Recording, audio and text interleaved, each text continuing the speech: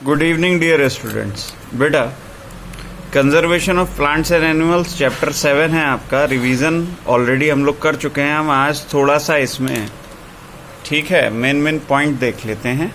ठीक, quick revision कर लेते हैं। पहला तो डिफॉरेस्टेशन एंड इट्स कॉजेस। तो अब देखो, डिफॉरेस्टेशन क्या था उसको थोड़ा रिकॉल करो।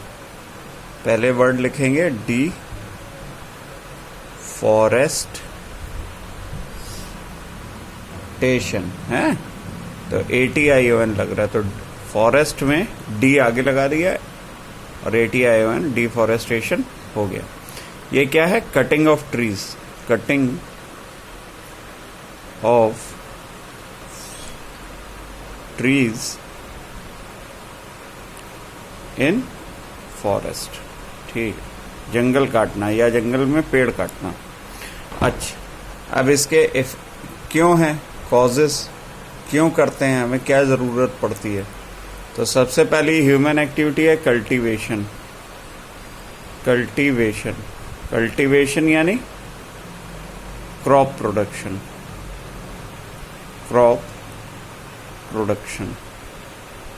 ठीक, इतनी बात समझ में आती। कल्टीवेशन यानी खेती करना, क्रॉप प्रोडक्शन। Second, building. हमको अगर कोई न्यू सिटी डेवलप करनी है तो हम रूरल एरिया में करेंगे, है ना, अर्बन में नहीं करेंगे। रूरल यानी ग्रामीण क्षेत्र में। थर्ड, फर्नीचर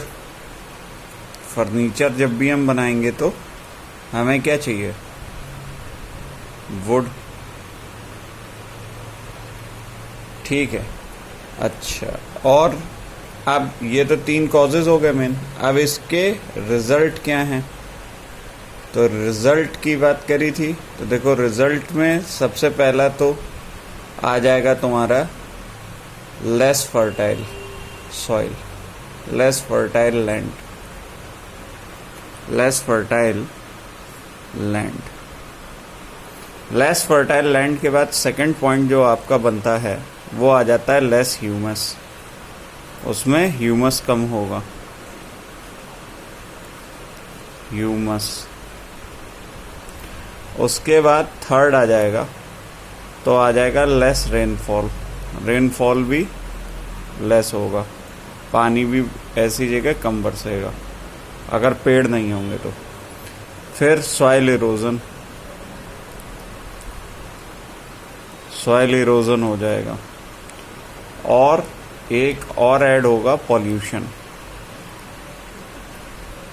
पॉल्यूशन इंक्रीज कर जाएगा। अच्छा, इसके बाद क्या होगा? या तो फ्लड्स आएंगे या ड्रॉट्स आएंगे, या तो बाढ़ आएगी या सूखा पड़ेगा, और क्या होगा? तो डेजर्टिफिकेशन होगा।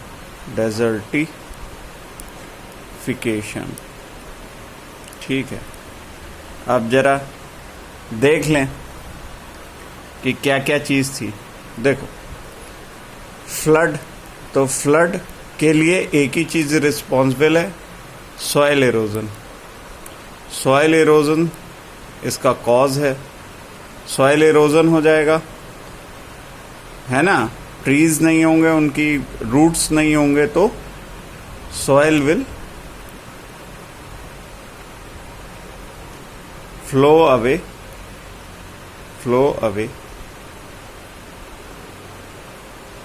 With rain water. बारिश के पानी के साथ सॉइल बह जाएगी, तो क्या हो जाएगा? फ्लड्स होगा। फ्लड में ये होगा। अब इसके बाद बात कर लें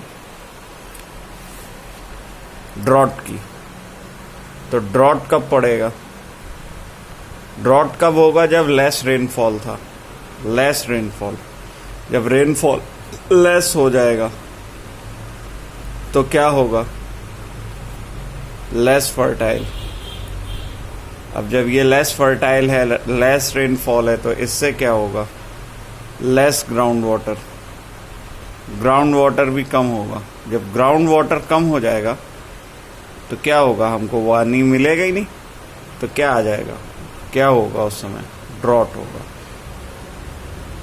अब ड्रॉट, DROUGHT, ड्रॉट होने से क्या होगा, ये क्या होता है, सूखा। अपोजिट है फ्लड का, सूखा या अकाल, ठीक है, अकाल हो गया। अब बात कर लेते हैं तीसरा जो फैक्ट था वो डेजर्टिफिकेशन। डेजर्टिफिकेशन क्या था भाई, डेजर्टिफिकेशन?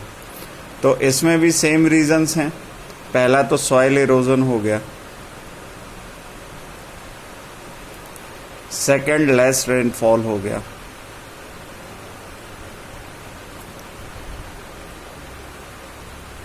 इन दोनों रीजन से क्या हुआ कि यहाँ पे जो लैंड था वो कैसा हो गया, उसकी फर्टिलिटी लॉस्ट हो गई, यानी अब वो बैरन लैंड हो गया, बैरन लैंड है, बैरन लैंड जिसे कहते हैं ऊसर भूमि, ऊसर भूमि। अब इसमें कुछ भी नहीं उग सकता, कुछ भी नहीं उगेगा। कटीले पेड़ तो उगेंगे लेकिन वेजिटेबल एंड फ्रूट्स इसमें नहीं होंगे, कुछ भी नहीं उगेगा।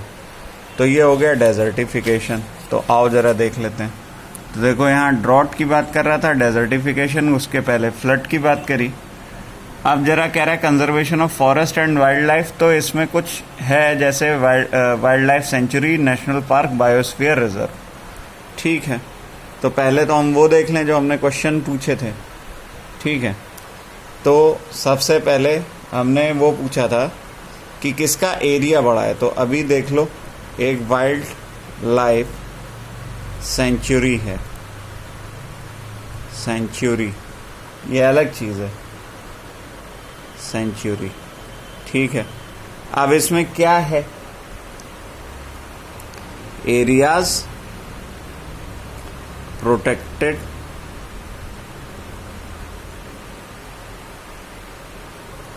फ्रॉम ह्यूमन एक्टिविटी, इसमें कोई भी ह्यूमन एक्टिविटी नहीं होती, एक्टिविटीज। फिर उसके बाद नेशनल पार्क आ गया, यहाँ पे आप जा सकते हो घूमने के लिए, ठीक है, नेशनल पार्क है। तो areas for animal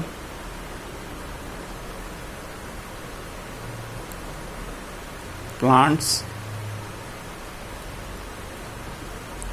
people can visit here, people can visit here, है ना, उससे राजस्व मिलता है नेशनल पार्क को, रेवेन्यू जनरेट होगा, पीपल विल रिजर्व, ठीक।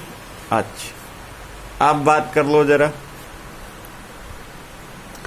बायोस्फीयर रिजर्व की, बायोस्फीयर रिजर्व। तो ये लार्ज एरिया में होता है, लार्ज एरिया, ठीक है। और ये सब लेता है, historic places, historic places, tribals, animals, plants. बाकी दो में नहीं था, इसमें है एबायोटिक फैक्टर्स, एबायोटिक फैक्टर्स। अब एबायोटिक फैक्टर्स में क्या क्या हो सकता है, तो चलो देख लेते हैं। तो देखो एबायोटिक फैक्टर, एबायोटिक फैक्टर बेटा क्या होगा, सबसे पहले तो आ जाएगा रेनफॉल, रेनफॉल के बाद आ जाएगा टेम्परेचर, टेम्परेचर के बाद आपका आएगा सनलाइट, सनलाइट के बाद आ जाएगा ह्यूमिडिटी, ह्यूमिडिटी के बाद आ जाएगा विंड स्पीड, इतनी चीजें यहाँ पे आएंगी, ठीक है। अच्छा अब बात कर लेते हैं कि बायोस्फीयर रिजर्व है, ठीक है। हमने यहाँ पे तो इस पूरे चैप्टर में पचमढ़ी के बारे में ही पढ़ा है, ठीक है। अब वो कह रहा है फ्लोरा एंड फौना। तो देखो यहाँ इस पूरे चैप्टर में आपने किसके बारे में पढ़ा? Pachmarhi.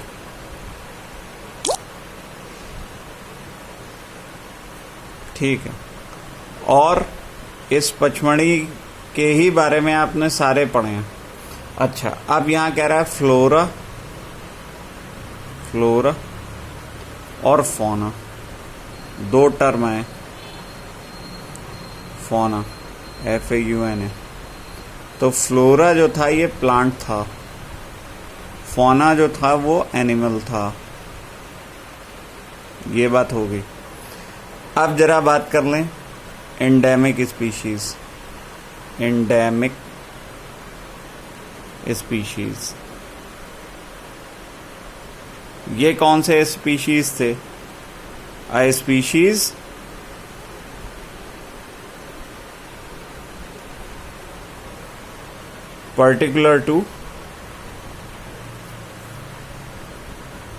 particularly found at a place। मतलब ऐसा स्पीशी जो एक ही प्लेस पे मिलेगा, ठीक है। अब यहाँ हमने एंडेमिक स्पीशीज में किसकी बात करी थी? तो हमने कहा था स्क्विरल, बिग टेल स्क्विरल।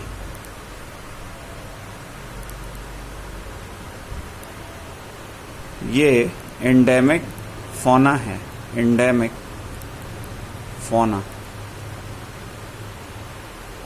और कहाँ का? पचमढ़ी, पचमढ़ी का एंडेमिक फौना है ये। अच्छा, अब देखो यहाँ पे दिया हुआ है sal and wild mango, 2 examples of endemic flora. तो सॉल, वाइल्ड मैंगो, ये क्या हैं? ये प्लांट्स हैं। कौन से प्लांट्स हैं? एंडेमिक प्लांट्स हैं, endemic flora of Pachmarhi. Pachmarhi के ही ये यहीं पे मिलते हैं और कहीं नहीं मिलेगा, है। अलग अलग जगह अलग अलग स्पीशीज मिलेंगी, ये स्पीशीज यहीं पे हैं। अब कह रहा है Indian giant squirrel and flying squirrel are endemic fauna of this area. Professor Ahmad explain that destruction of the habitat, increasing population, introduction of new species में effect the natural habitat of endemic species. अब species क्या था? A group of population which are capable of interbreeding. इतना दिया है इन्होंने, ठीक है। अब आ जाओ, हम लोग बात कर रहे थे तो हम लोगों ने बहुत सारी बात कर ली। एक यहाँ पे इंडेंजर्ड एनिमल्स है और एक आपका रेड डेटा बुक है, तो इसकी बात कर लें जरा। देखो, रेड डेटा बुक, ठीक, रेड डेटा बुक। इसमें क्या है? Endangered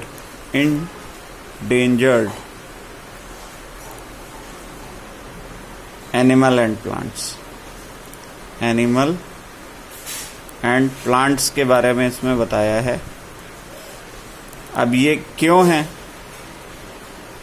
which are less in number, which are less in number